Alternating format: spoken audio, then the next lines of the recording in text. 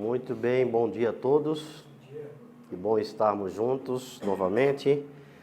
É uma alegria que se renova a cada sábado, a gente poder estar aqui para estudar a palavra de Deus. Nós estamos estudando o capítulo 7 de Daniel, capítulo que inicia a série profética do livro, né?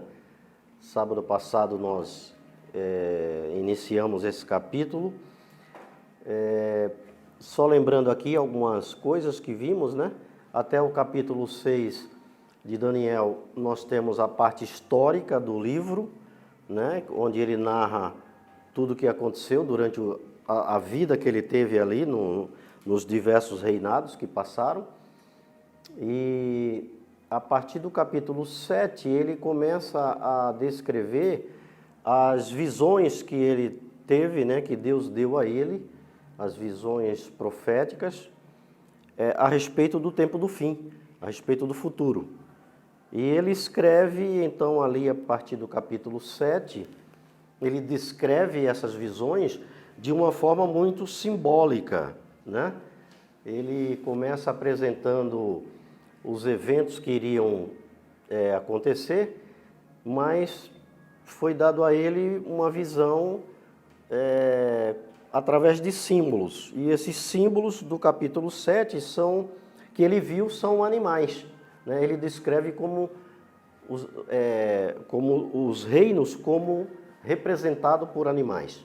Aí a gente viu ali, ele fala de 4 animais, né? Se você abrir sua Bíblia aí em Daniel 7, você vai ver que os primeiros versículos, ele está narrando um animal após outro que ele viu na visão, e cada animal representa um reinado, né? Um reino que dominaria o mundo ali desde a sua época até o final, até a volta de Cristo, né? Então Deus mostrou ali para Daniel tudo o que havia acontecer muitos anos depois do tempo de Daniel.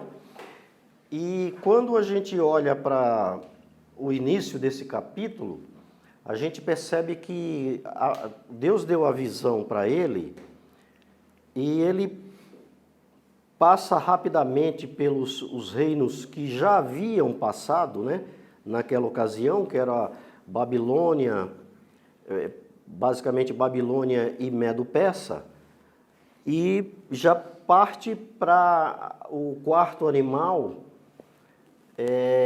e o foco maior do capítulo está nesse 4º animal, né?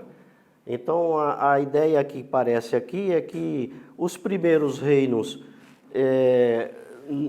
na visão, Deus não gasta muito tempo, né, para falar deles, porque basicamente era contar a história daqueles reinados, mas o que era mais importante para nós, né, para toda a humanidade depois, era exatamente o 4º animal do capítulo aqui 7, que nós vamos examinar hoje, né?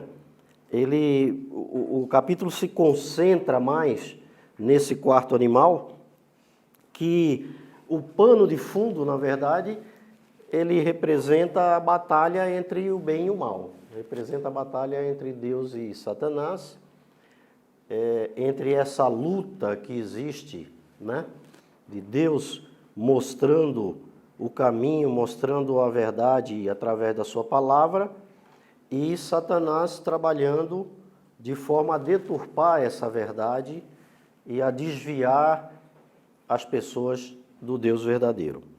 Esse é o pano de fundo do animal, do 4º animal, que nós vamos analisar agora aqui, né? Essa batalha sobre a mente do ser humano, a batalha com relação à justiça, com relação à adoração do Deus verdadeiro, a lei de Deus em comparação com a lei dos homens. Isso é o que está em jogo aqui, nessa visão, nessa porção histórica e profética, né, ao mesmo tempo, que Daniel registrou E essa parte aqui prepara a gente, prepara o leitor para entender esse conflito, o conflito da nossa vida, o conflito que nos envolve, né? O conflito é entre Deus e Satanás, mas o objeto desse conflito somos nós, que estamos aí envolvidos nessa batalha, né? Então, abra sua Bíblia aí no capítulo 7 de Daniel e vamos ver o verso 7, que é exatamente o quarto animal, o quarto reino, né? Nós já vimos aqui, você vai se lembrar, de que os animais que Daniel viu aqui, eles representam reinos, a gente já viu isso sábado passado, né? Para quem não estava aqui, o próprio capítulo 7 dá essa revelação, né? E a gente viu ali que os 3 primeiros animais aí que você viu, era exatamente o reinado de Babilônia, da Medo-Pérsia e da Grécia, né? E agora, no verso 7, ele vai falar do quarto animal. Diz assim, ó, depois disso, capítulo 7, verso 7 de Daniel. Depois disso eu continuei olhando nas visões da noite e vi um quarto animal, terrível, espantoso, muito forte, qual tinha dentes grandes de ferro, ele devorava e fazia em pedaços e pisava aos pés o que sobejava. Era diferente dos outros animais que apareceram antes dele. Tinha 10 chifres. Vamos ler o 8. Estando eu a considerar os chifres, eis que entre eles subiu outro chifre pequeno, diante do qual 3 dos primeiros foram arrancados, e nesse chifre pequeno, né, havia olhos como de homem e uma boca que falava grandes coisas. Vou me ater mais ao verso 7 aqui por enquanto. Esse quarto animal que ele vê é um sucessor do terceiro animal, que era a Grécia, tá certo? Primeiro animal, o leão, representando Babilônia, o rei dos animais. Depois, o urso, representando Medo-Persa, né? Depois, o leopardo, que representava Grécia. Alexandre o Grande, leopardo, um animal rápido, que conquistou o mundo rapidamente e tal, né? Agora vem o quarto animal, que sucede à Grécia. E pelo estudo que a gente já viu aqui, do capítulo 2, 3 e tudo mais, qual foi o reino que substituiu Grécia? Qual foi o reino? Roma, tá certo? Então, o quarto animal, ele está falando de Roma. É o quarto animal. Ele viu que era um animal diferente dos demais, com dente de ferro, esmagava tudo e tal. A gente viu no estudo do capítulo 2 que Roma conquista o mundo com um poder muito forte, massacrando tudo, né? Como o ferro destrói tudo. Então ele está falando aqui desse quarto animal, que seria Roma. E se você lembrar aqui, aqueles que estavam aqui quando nós estudamos eventos finais, e estudamos o capítulo 13 de Apocalipse, e há um paralelo muito grande entre capítulo 7 de Daniel e o capítulo 13 de Apocalipse, que fala do mesmo poder, né? Daniel vê um animal que surge conquistando Grécia, tomando o poder do mundo, falando de Roma. João vê no capítulo 13 um poder que sai da população, representando Roma, que também toma o poder e faz tudo o que quer e tudo mais. O mesmo paralelo, né, das profecias foi dado para Daniel e também foi dado para João, e ele descreve no Apocalipse. Se você vai lá no Apocalipse, você vai ver que aquele animal tem 10 chifres, né, e 10 coroas, que simbolizando 10 reinos, e Daniel fala, olha, esse animal que eu vi tinha 10 chifres e tal. Está falando do mesmo poder que era o poder de Roma. E Roma, a gente sabe pela história que depois ela foi dividida entre 10 nações, que são aqueles 10 povos, os vândalos, os érulos, os ostrogodos, lembram disso? Esses povos foram os que deram origem ao que nós conhecemos hoje da Europa, né? Os franceses, os alemães, os espanhóis, os portugueses. Esses povos são oriundos daquelas 10 tribos que minaram o poder de Roma e tomaram a situação, representada pelos pés da estátua, né? 10 dedos da estátua, de alguns países mais fortes, outros menos, né? Tudo mais.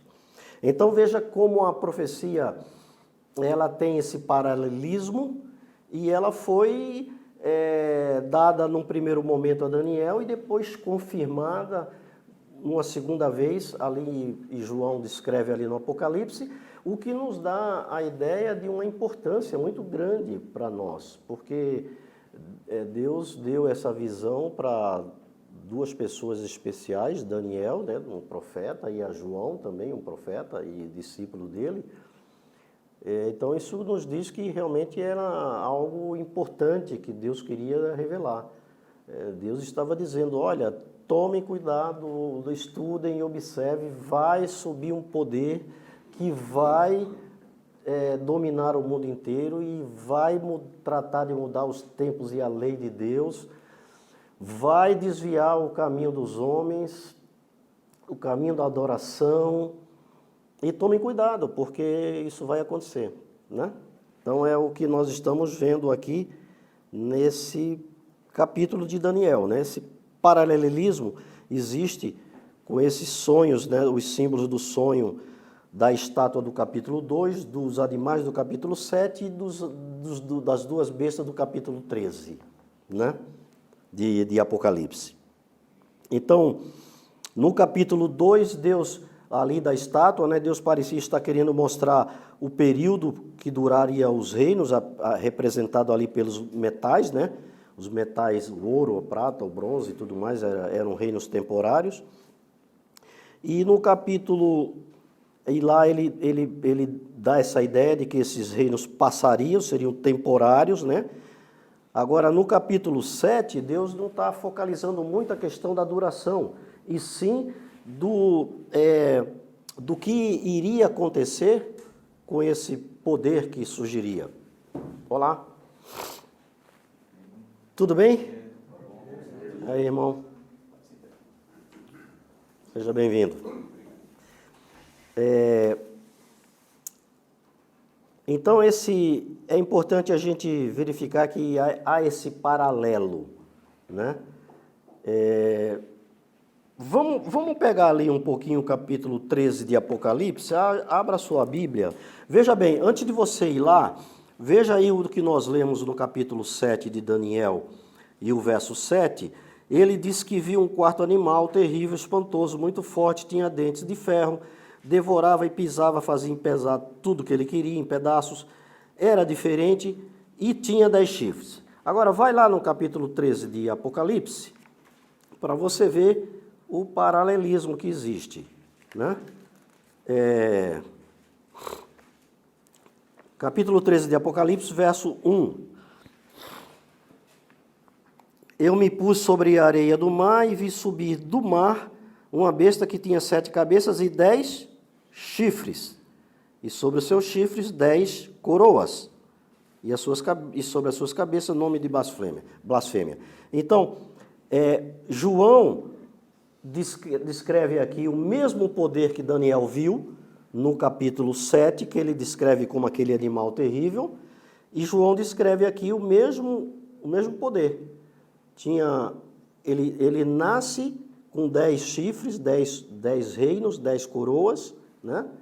Roma ali, os 10 povos, e depois João vai falar ali que ele sofre uma ferida mortal, né? Mas depois essa ferida vai se recuperar e tal, e aí Daniel dá a mesma visão aqui desse animal que iria surgir com 10 chifres.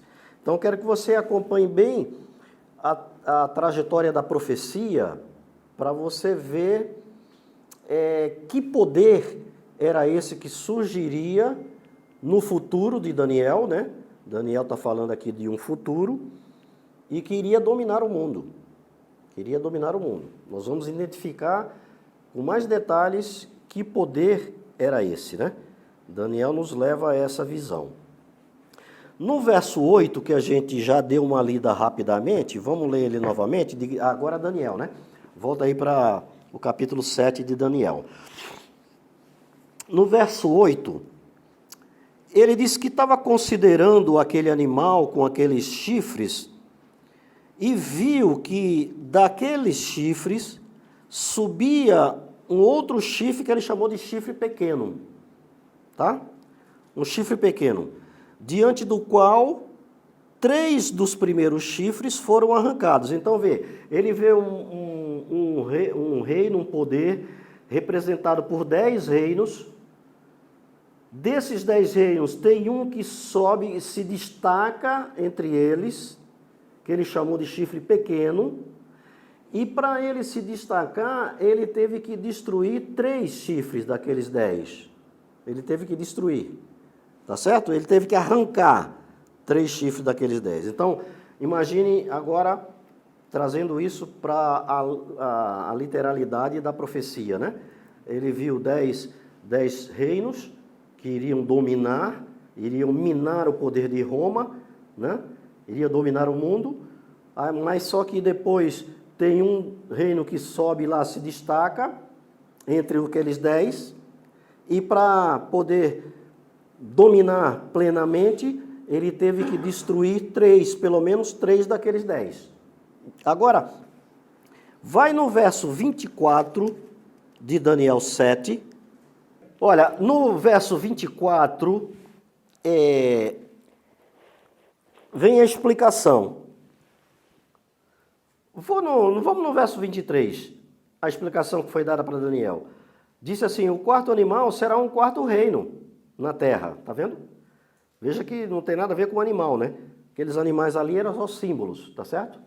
Quarto animal será um quarto reino, qual será diferente dos outros reinos. Ele vai devorar toda a terra, vai pisar e fará em pedaços. Vai dominar mesmo. E veja o 24. Quanto aos 10 chifres, daquele mesmo reino, que era Roma, né? Se levantarão 10 reis, que foram os 10 povos. E depois deles, desses 10, se levantará um outro, que é esse chifre pequeno, o qual será diferente dos primeiros. E vai abater a 3 reis. Veja, ele não abate os 10, ele abate 3, tá certo? E veja o 25. Não, vamos ficar no 24 por enquanto. A gente depois vai no 25. Então veja, entenderam bem até aqui a visão desse quarto animal de Daniel 7. Nós estamos tratando de profecias. Lembra que eu disse isso? Quando nós estudamos profecias, a gente não lê a profecia como a gente lê história na Bíblia, né? Uma versão de história, porque a profecia ela é simbólica, traz símbolos e ela está querendo ensinar algo que não está na literalidade do texto, tá certo? Não é como você lê a história de Davi, que estava no seu palácio, ali sem fazer nada, olhando ali na varanda e vê uma mulher tomando banho, e aí ele manda chamar a mulher para vir ao palácio e tal. Aquilo é uma história que está sendo contada, tá certo? Então, a Bíblia tem história, tem poesia, tem cartas, tem biografia, tem profecia, não é isso? Então, quando a gente lê, precisa saber o que está lendo. Então, aqui nós estamos estudando profecias, tá certo? É um capítulo profético.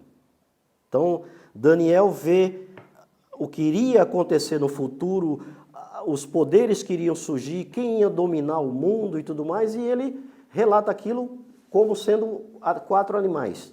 E agora ele põe foco no quarto animal. Exatamente. Então, esses 10 reinos, eles eram reinos políticos, né, civis, e queriam dominar sobre a terra, mas esse reino que Daniel chamou de chifre pequeno, esse poder que ele viu que se levantava no meio dos 10, ele era diferente, ele diz. Aquele animal era diferente dos demais, porque ele não tinha só intenções políticas e civis de dominar o mundo, mas também de religiosas, né? Era um animal diferente, né? Porque veja o verso 25, que diz a respeito desse poder, desse chifre pequeno. Ele vai proferir palavras contra o Altíssimo, destruirá os santos do Altíssimo. Olha aqui a palavra santos do Altíssimo, é os filhos de Deus, que está se referindo aos filhos de Deus. E cuidará de mudar os tempos e a lei. Eles serão entregues na sua mão, os filhos de Deus serão entregues na sua mão, por um tempo, 2 tempos e metade de um tempo. Então, veja a sequência do relato.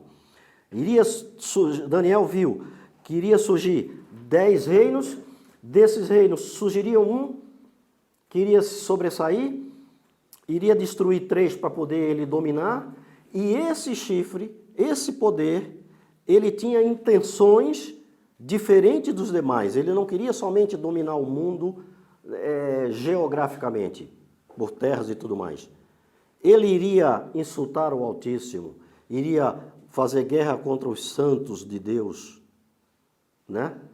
Iria dominar durante esse período de tempo, que eu vou explicar para você daqui a pouco aqui no slide. Era um poder que iria dominar o mundo, mas que tinha pretensões um pouco mais do que os reinos anteriores. Todos esses reinos que passaram, o objetivo era de conquistar o mundo para conquistar poder, fama e riqueza, tá certo? E aumentar suas terras e tudo mais. Esse poder, ele além disso, ele tinha intenções de mudar os tempos e a lei de Deus e fazer guerra contra o Altíssimo. Superar todos. Tudo. Então, o que isso quer dizer é que nos últimos dias da nossa história, um poder chamado de chifre pequeno por Daniel, ele iria surgir para modificar não as leis humanas, mas a própria lei de Deus. Trataria de mudar os tempos e a lei de Deus. Tá certo? E isso é impressivo, queridos, porque hoje nós temos a palavra de Deus com a verdade de Deus, com o Deus verdadeiro, e a gente encontra uma multidão, se não bilhões de pessoas que estão no caminho errado por causa do poder desse chifre pequeno, da atuação desse chifre pequeno, que mudou os tempos e a lei de Deus. Tá certo? Eu quero mostrar aqui para você no slide, então para você ficar bem antenado nisso aí. O que Daniel estava dizendo era o seguinte: os 4 animais, o leão era a Babilônia, reinou de 605 a 539 a.C. Lembrando de que antes de Cristo os anos eram decrescentes, tá certo? Para não esquecer isso. Aí veio a Medo-Persa, que conquistou Babilônia, reinou de 539 a 331 a.C. Depois veio Alexandre o Grande, a Grécia, até 168 a.C. Aí veio Roma, os pés da estátua, as pernas de ferro e tal, né? E conquistou de 168 antes de Cristo, até 351 depois de Cristo. Foi o maior dos reinos que dominou o mundo, foi Roma imperial. A partir daí, Roma é dividida naqueles 10 povos, tá certo? O império dividido.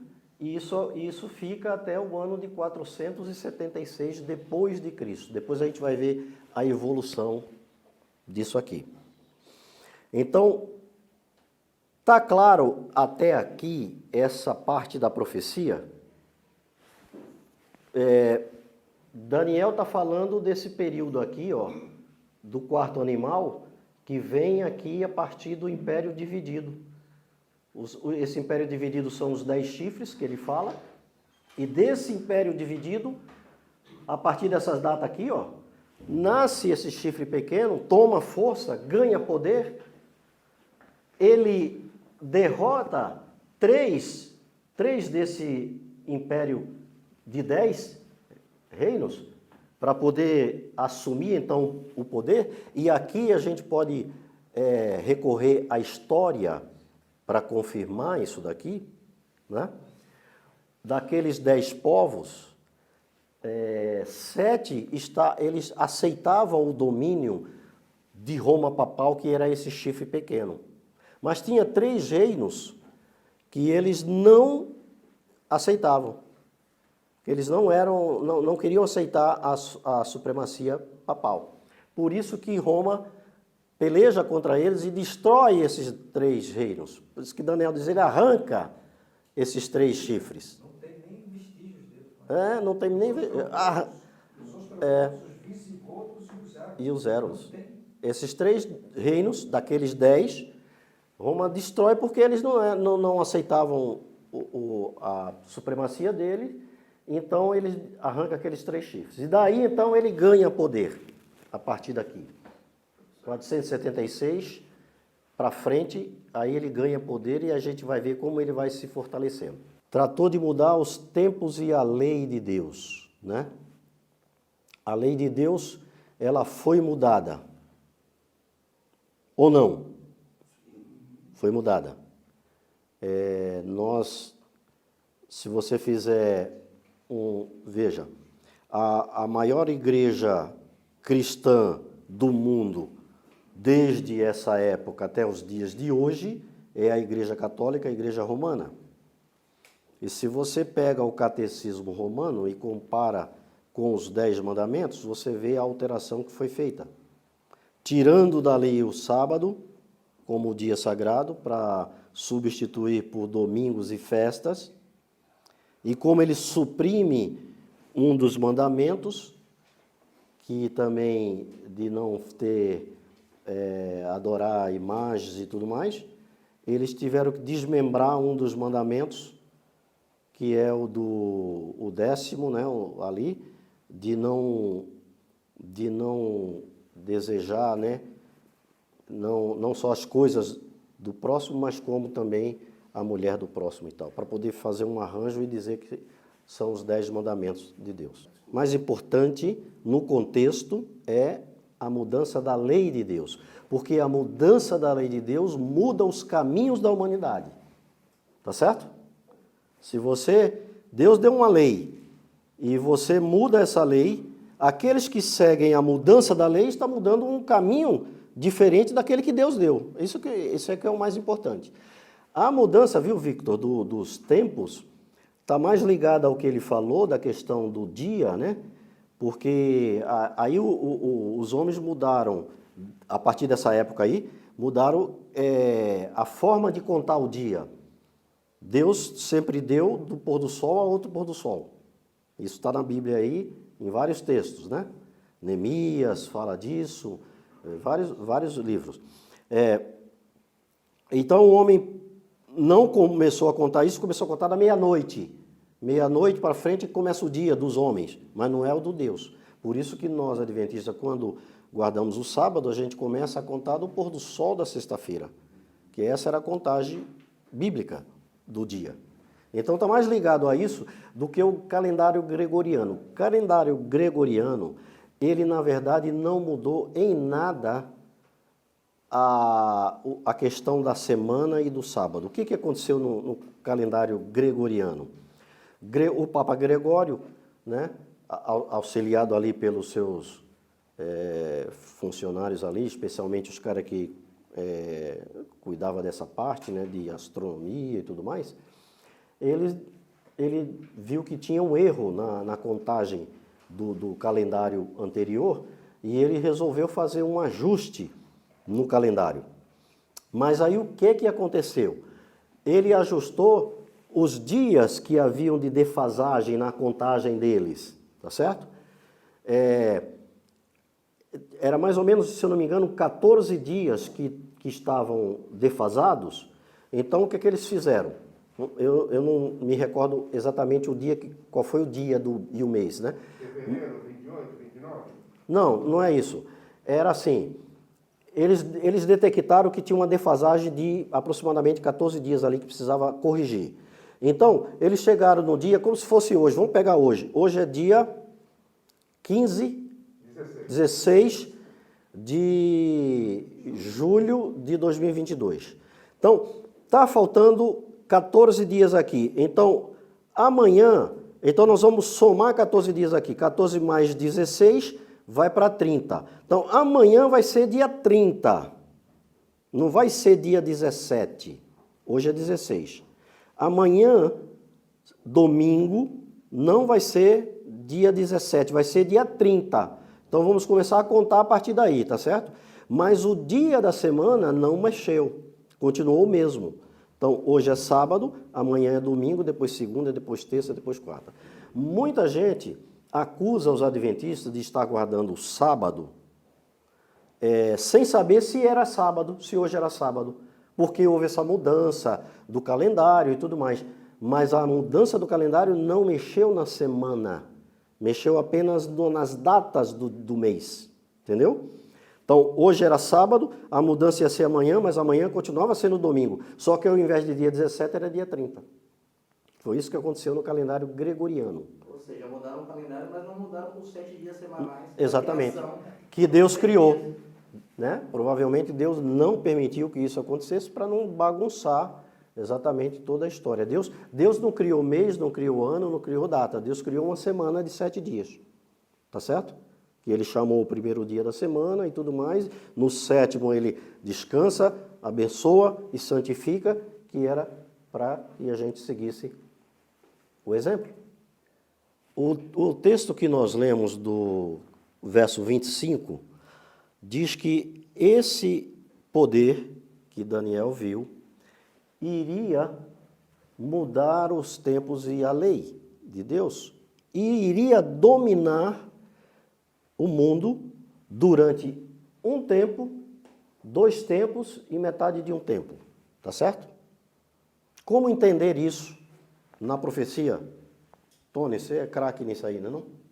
Sabe explicar pra gente? Não, vamos lá. Estou brincando. Um tempo, se você for em Daniel 11, 13, abra sua Bíblia aí, Daniel 11, 13. Está pertinho aí, está fácil de ver. Ele explica que um tempo é um ano na profecia. Daniel 11, 13. Ele está falando aqui de outra profecia quando ele dá essa explicação, ó. Porque o rei do norte voltará e porá em campo a multidão maior do que a primeira, e ao fim dos tempos, isto é, de anos, tá certo? Tá assim na sua Bíblia? Tá assim ou não? E ao cabo de tempos, isto é de anos. É, ao cabo de tempo ou ao fim de tempos, isto é, de anos, virá a pressa com grande exército. Então, Daniel explica aqui que quando ele fala de tempo, ele está falando de ano, tá certo? Então, o verso diz, esse poder vai dominar durante um tempo, 2 tempos e metade de um tempo. Esse era o período que ele iria dominar. Certo, Silvânia? E Daniel diz que um tempo é igual a um ano. Daniel 11, 13. Então veja, se um tempo é um ano é 360 dias. Um ano judaico, não o nosso, né? Depois isso também veio mudando aí para poder ajustar. Então veja, Daniel disse que era um tempo, 2 tempos, metade de um tempo. E ele disse que um tempo é igual a um ano. Um ano era igual a 360 dias, tá certo? Eu só traduzindo aqui pelo calendário judaico. Então, 360 dias.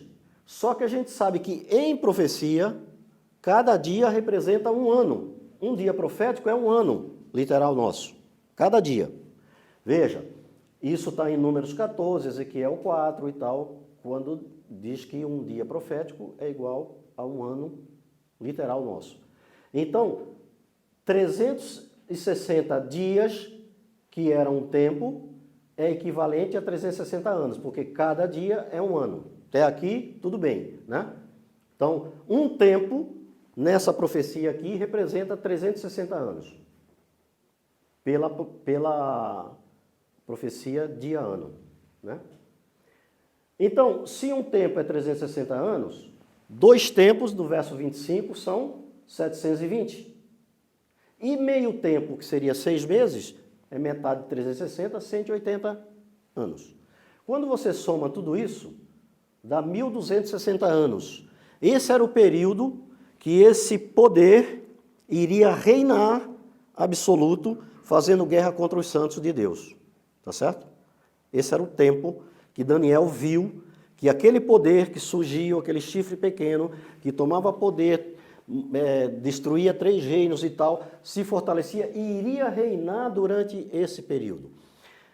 Para você confirmar isso daqui, quando você vai lá em Apocalipse 13, que é a mesma visão que foi dada para João, quando você vai lá, em Apocalipse 13, você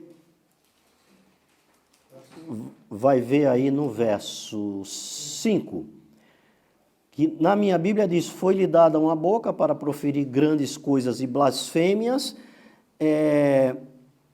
Aqui no Daniel 25 diz, proferirá palavras contra o Altíssimo. João diz, foi dada uma boca para ele proferir grandes blasfêmias, né? Blasfêmia contra Deus. E deu-se-lhe poder para agir durante quanto tempo está aí na sua Bíblia? 42 meses em todas as Bíblias? Beleza. Se você multiplicar na sua conta aí 42 vezes 30 dias do mês, vai dar quanto, Vitor? 1.260 dias, que em profecia significa 1.260 anos. Percebeu que é a mesma coisa? Daniel resolveu dizer, é um tempo, 2 tempos, metade de um tempo. João disse assim, não, ele vai reinar durante 42 meses. Já tinha uma época ali mais avançada e tal, né? Então João escreve de uma outra maneira. Está falando do mesmo poder. E como é que a gente sabe que esse poder, que poder era esse? Ele iria reinar, trataria de mudar os tempos e a lei de Deus, e iria reinar durante todo esse período. Não existe nenhum outro poder no mundo, depois da... Fernando, volta ali naquele slide. Depois dessa data aqui, né, que é quando Daniel viu que o poder se levanta, 476 depois de Cristo, de lá para cá, até os nossos dias, não tem nenhum outro poder que se enquadre nessa descrição de um poder que surgiria, iria tratar de mudar os tempos e a lei, iria lutar contra os santos de Deus e vencê-los, iria durar um período de 1.260 anos com esse poder, perseguindo o povo de Deus, iria proferir palavras contra o Altíssimo, blasfêmias, né? E aí eu quero explicar também o que significa blasfêmia aqui do ponto de vista bíblico, mas não tem outro poder que se enquadre a não ser o poder da Igreja Romana, da Igreja Católica. E agora volta naquele lá, quando a gente vai na história, a gente vê que o Roma papal, ela assume o poder oficialmente no ano de 538, ali a gente estava 476 para frente, né? Esse poder estava... Acaba com os ostrogodos, né? O último dos povos, aí ele assume o poder mundial em 538. E se você soma mais 1.260 anos que ele iria reinar, chega até o ano de 1798. Tá certo? Então João disse assim, olha, esse poder ele vai reinar durante 1.260 anos. Aí a gente vai na história e vê que Roma realmente reinou durante esse período, derramou muito sangue, foi a época da Santa Inquisição, a época da Idade Média, da Idade das Trevas, que ele persegue os santos do Altíssimo. E aí quando chega em 1798, o que acontece? Napoleão, ali empreendendo as guerras para dominar o mundo, né? Ele manda o seu general, o Berthier, lá em Roma, para destituir o poder papal, para tirar de Roma o poder que ela tinha. Berthier vai lá, destitui os poderes do Papa,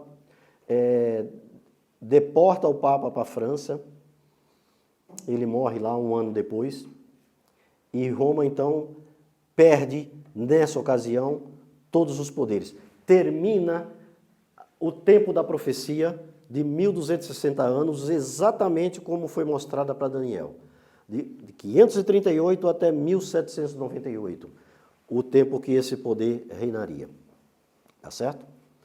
Acontece que quando você vai lá em Apocalipse 13, para João, foi dito que esse poder, essa ferida mortal que ele iria sofrer, que foi isso, né? A destituição dos poderes, essa ferida mortal, ela ia se recuperar depois, mais na frente. No Apocalipse 13 que nós estudamos, a gente estudou bem isso daqui, esse detalhe, né?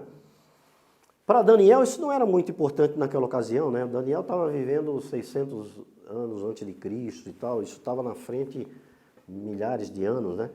Então ele não deu ênfase muito a essa questão da recuperação do poder e tudo mais, né? Mas João destaca isso, de que esse poder iria recuperar, essa ferida ia se curar, né? E de fato, o que acontece com Roma papal, com o poder da Igreja Católica? Depois que eles sofrem esse baque aí em 1798, logo eles começam a trabalhar para reconquistar o poder perdido, né?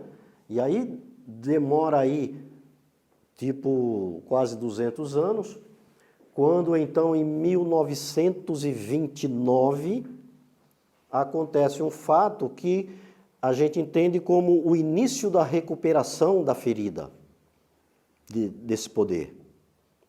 Foi quando Benito Mussolini, ele devolve para o Vaticano as terras que haviam sido confiscadas deles. Você sabe que o Vaticano é um país, é um estado de 44 hectares apenas, o menor do mundo, né? Mas é um país independente. É um país reconhecido pela ONU como um país independente. Está lá no território da Itália, mas é um país independente. São 44 hectares que lá ninguém põe o bedelho, assim como nenhuma nação põe na outra, né? E então Mussolini devolve para a igreja suas terras, boa parte da riqueza que havia sido tomada deles, dá a eles a importância, né, que eventualmente eles tinham perdido e que tinha no passado. Os papas continuam e tudo mais, e esse poder, ele, daí para frente, ele só vai crescendo, se revitalizando, né? E aí João explica isso no capítulo 13 de Apocalipse, de que essa ferida mortal iria ser curada, né? Nos nossos dias, os dias que nós estamos vivendo, e a gente estudou isso aqui já. Porque, veja, o que significa curar a doença, curar a ferida? É recuperar a saúde. Então, ela recebeu uma ferida mortal quando ela tinha o poder completo sobre o mundo, não é? Roma fazia o que queria, deportava, tirava reis, colocava reis, mandava matar, não era isso? Mandava. Então, ele sofre uma ferida mortal, mas ela vai ser recuperada, significa que ela vai readquirir todo o poder que ela havia perdido, tá certo? E quando ela conseguir adquirir esse poder, readquirir, a ferida estará curada. Quando é que isso vai acontecer? Quando ela tiver o poder sobre todo mundo. E aí Apocalipse 13 que diz, vai em Apocalipse 13. Sua pergunta ela foi importante nesse sentido. Vai em Apocalipse 13. 7, verso 7. Foi-lhe permitido, depois da ferida, né, curada, que o Fernando leu ali no 3, foi-lhe permitido fazer guerra aos santos e vencê-los, E deu-se-lhe poder sobre toda a tribo, língua e nação. O que é que significa isso? Poder sobre todo mundo. A Inquisição vai voltar. A Inquisição vai voltar. Talvez não nos moldes do que nós tivemos no passado, né?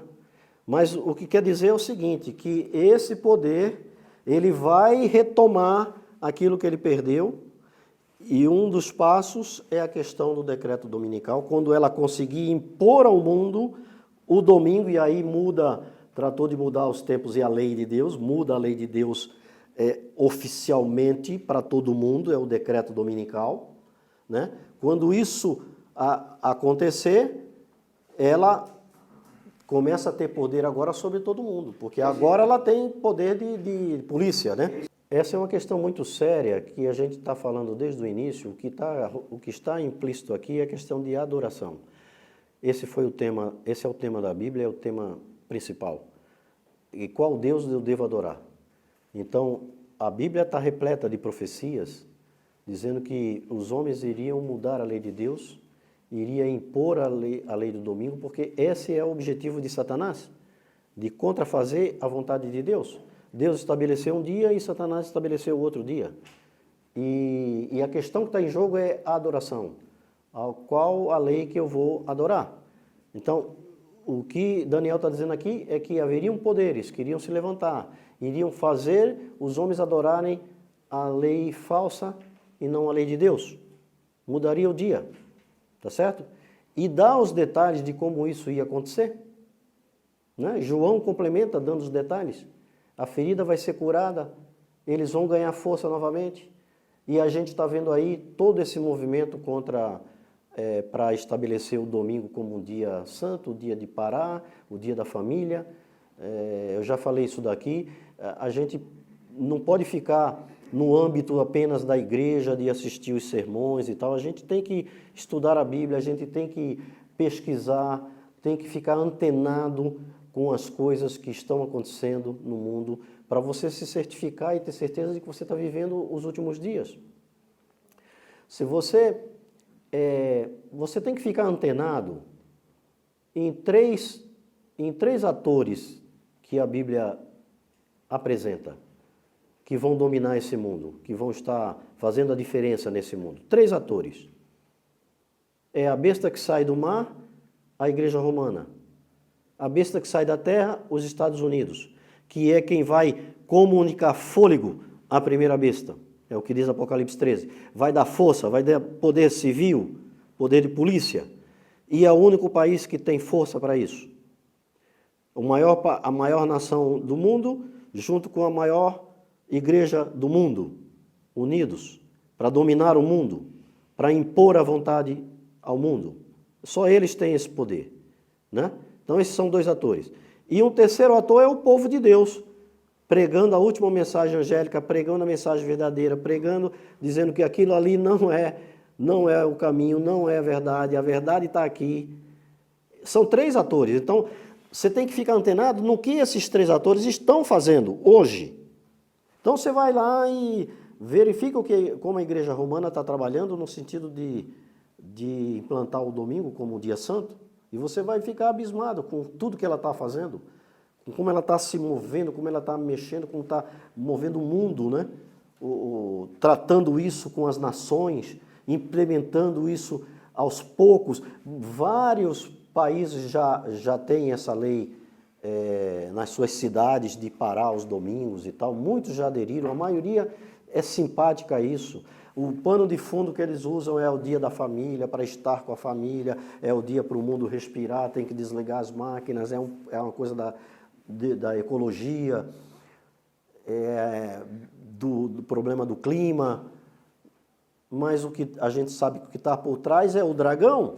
Apocalipse 13 diz, é o dragão quem está por trás, que está dando o seu poder, né? Então a ideia é essa, aí você precisa ficar antenado nisso, o que está acontecendo. Se você estudar a fundo essa questão do domingo, você vai ver como isso está avançado. A gente espera que logo isso seja implantado, e aí ela vai recuperar a sua força para poder impor ao mundo, né, o que ela quiser, e a perseguição, inclusive, dos santos de Deus. E tem que acontecer isso? Tem porque a profecia não falha, nunca falhou, todas elas que a Bíblia diz. Quando você estuda todas as que já aconteceram, foram ditas lá atrás e já passou o tempo e ela já aconteceu, você vai ver que aconteceu exatamente como a Bíblia diz. Que essa profecia dá conta de que os mandamentos de Deus, eles seriam pisados, jogados por terra e seriam substituídos por leis humanas. E é o que aconteceu. O que a Bíblia diz é que isso iria acontecer com a própria lei de Deus e os homens iriam colocar no lugar da lei de Deus as tradições humanas. Alguém falou aqui no início, não foi a respeito disso? Tradições humanas.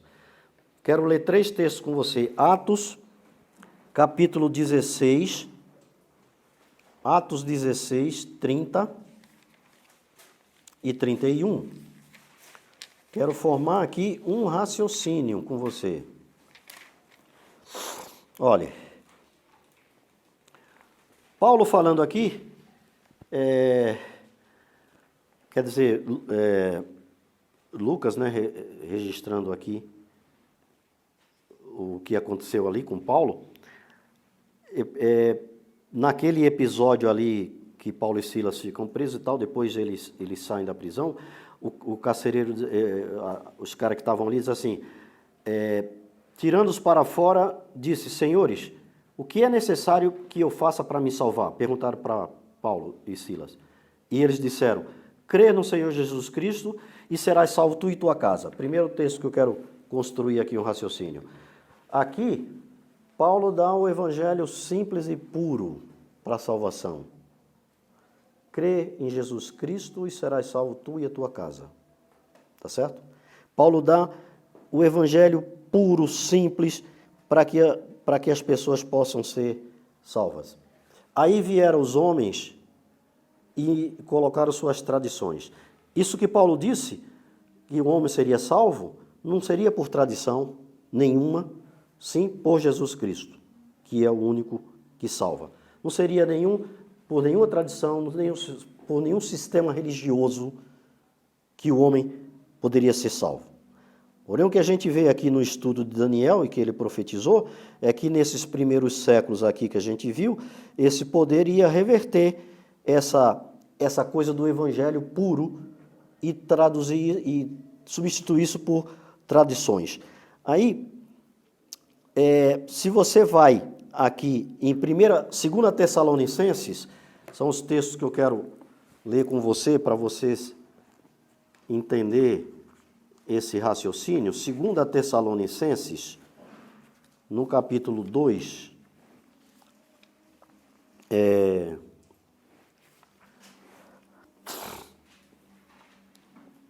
e o verso 3, diz assim, ó, a Bíblia é cheia desse termo aqui, ó, ninguém de maneira alguma vos engane. Jesus falou muito isso, os discípulos também. Tome cuidado, não deixe se enganar, porque não será assim sem que antes venha a apostasia e se manifeste o homem do pecado, o filho da perdição. Ó, está falando aqui do final do tempo, do anticristo e tal, né? E aí, Paulo diz assim, não se engane, porque isso não vai acontecer antes que venha a apostasia e se manifeste o homem do pecado, o filho da perdição. O 4, o qual se opõe e se levanta contra tudo que se chama Deus ou se adora, de sorte que se assentará como Deus no templo de Deus, querendo parecer Deus. Então, o que Paulo está dizendo aqui? Que a gente não pode se enganar por homens ou poderes que possam se levantar e que queiram se colocar no lugar de Deus. E qual é a igreja que se coloca no lugar de Deus na terra? É a Igreja Católica. É ela que perdoa os pecados. Não perdoa? Você vai no Papa, se confessa no padre, ele não perdoa? Tem poder para perdoar? Porque eles se colocam como representantes de Deus? Representantes de Deus na terra, né? Então eles perdoam pecados. E ele fala que o Papa também tem poder para mudar as leis. Para mudar as leis. E quando eles dizem, Pode fazer isso. e eles têm uma doutrina da infalibilidade do Papa. Eles dizem que quando o Papa fala ex cátedra, quer dizer o seguinte, quando o Papa fala de doutrina, ele fala daquilo que é peculiar a ele e ele não erra. É a infalibilidade do Papa. E ele não erra. Aí o Papa escreve a Laudato Si e tudo mais, então todo mundo acha que o Papa é infalível e vai seguir aquilo. Então é o que Paulo está dizendo aqui, não, a apostasia não vai acontecer completa antes que esse poder se manifeste. E é o que já está acontecendo, ele já se manifestou. Né? E vê que ele se opõe e se levanta contra tudo que é Deus, é claro, há uma oposição muito grande contra a lei de Deus aqui. Deus deu uma lei e eles infligiram outra, né? Colocaram outra.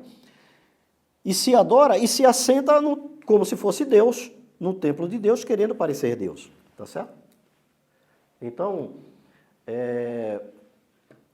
veja, o poder mudou a lei de Deus e vai impor isso, e aí a Bíblia diz, não se engane, não se engane, isso vai acontecer. Aí Pedro diz, tem uma passagem de Pedro também, aí Jesus também falou ali na oração sacerdotal dele, né? João 17:17, santifica-os na verdade e a tua palavra é a verdade, tá certo? Veja como a Bíblia traz o assunto para a palavra de Deus e não para as tradições humanas. E Pedro diz aqui, ó, em Atos, vai ali em Atos 5, Atos 5, 29, o que é que Pedro diz? Um texto muito conhecido.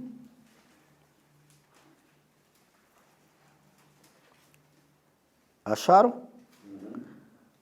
Pedro diz assim, porém respondendo Pedro e os apóstolos disseram, mais importa obedecer a Deus do que aos homens. Então a questão qual é? Adoração ao Deus verdadeiro, obediência à lei verdadeira, à lei de Deus ou à lei dos homens. Importa obedecer a Deus do que a lei dos homens. E por último, ali em Marcos 7:7, veja o que Jesus já disse naquela ocasião e que sacramenta aqui o estudo dessa profecia. Ó, Marcos 7:7. Jesus disse assim, em vão, porém, me honram, ensinando doutrinas que são mandamentos de homens, porque deixaram o mandamento de Deus, retendes as tradições dos homens. Não é uma coisa impressionante? Jesus falou assim, vocês substituíram simplesmente a lei de Deus pelas tradições humanas. E aí Jesus diz assim, eles em vão me adoram. Percebe como isso é importante e é impressivo? Em vão me adora. Então, bilhões estão adorando a Jesus em vão, porque aceitaram os preceitos dos homens no lugar da lei de Deus. Tudo artista. É o que a Bíblia diz. Em vão me adoram, substituindo os mandamentos de Deus e aceitando as tradições humanas, as leis dos homens. Tá certo? Então, esse estudo aqui, eu penso que ele é importante.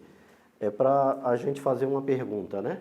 Eu já tomei a minha decisão de adorar o Deus verdadeiro? Qual foi a sua decisão?